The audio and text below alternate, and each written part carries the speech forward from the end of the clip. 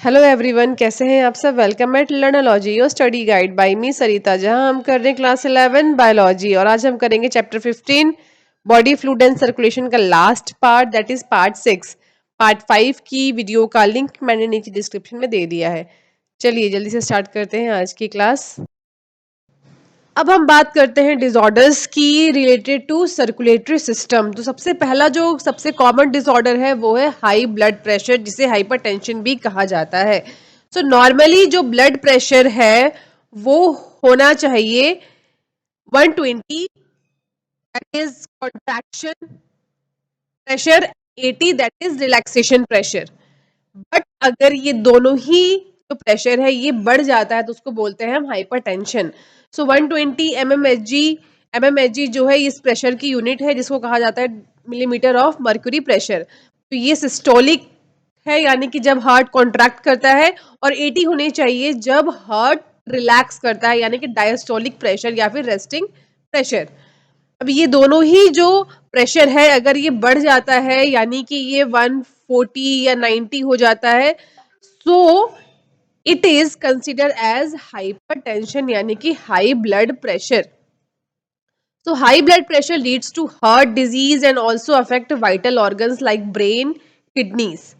दूसरा आता है हमारा डिसऑर्डर कोरोनरी आर्टरी डिजीज, जिसे शॉर्ट में कैट भी कहा जाता है। कोरोनरी आर्टरी डिजीज जो है ये ऑफर referred to as atherosclerosis, affects the vessels supply blood to heart muscles। तो यहाँ आप देख सकते हैं जो नॉर्मल वेसल्स हैं वो कुछ ऐसी दिखेंगी, लेकिन कैरेट के केस में यहाँ पे आपको कुछ डिपॉजिट्स दिख रहा है, और ये जो डिपॉजिट्स हैं ये क्या करती हैं, ये ब्लड के फ्लो को नॉर्मल नहीं होने देती हैं।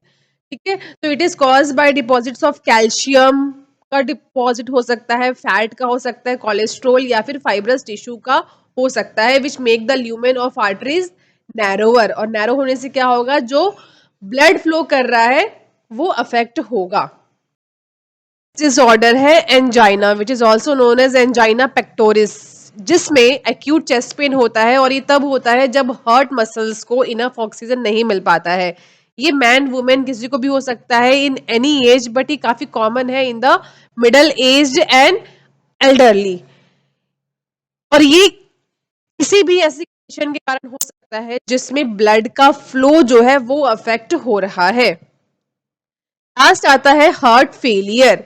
तो हार्ट फेलियर का मतलब होता है जब हार्ट पंप ना कर पाए, है ना, जो हार्ट है वो ब्लड पंप ही नहीं कर पा रहा है effectively enough to meet the needs of the body. So it is sometime also known as congestive heart failure because congestion of lungs is one of the main symptom of this disease। Heart failure है उसको हम कई बार समझ लेते हैं कि it is same as cardiac arrest, but ऐसा नहीं है, बिकॉज कार्डियक अरेस्ट का मतलब होता है when the heart stops beating. और अ हार्ट अटैक भी कई बार हम इसको समझ लेते हैं, बट हार्ट अटैक क्या होता है, when the heart muscles is suddenly damaged by an inadequate blood supply. तो ये दोनों से अलग है हार्ट फेलियर। आई होप आपको आज की क्लास अच्छे से समझ आ गई है। अगर हाँ तो वीडियो को लाइक कीजिए, साथ ही चैनल को सब्सक्राइब कीजिए, और साथ में दिए गए बेल आइकन को भी प्रेस कीजिए, जिससे कि मेरी लेटेस्ट वीडियो की नोटिफिकेशन आपको तुरंत मिल जाए। अगर आज की क्लास में कोई भी डाउट है तो आप नीचे कमेंट सेक्शन में पूछ सकते हैं। नेक्स्ट क्लास में हमारा हमारा जो है लेसन नया स्टार्ट करेंगे हम, excretory products and there elimination. Friends, आप आज का ये टॉपिक अपनी एनसीईआरटी बुक में अच्छे से रीड कर लेंगे, जिससे कि आप कॉन्फिडेंट हो जाए कि अब की क्लास में हमारा एनसीईआरटी से कंप्लीट हो चुका है। Till then stay happy, stay healthy, see you soon.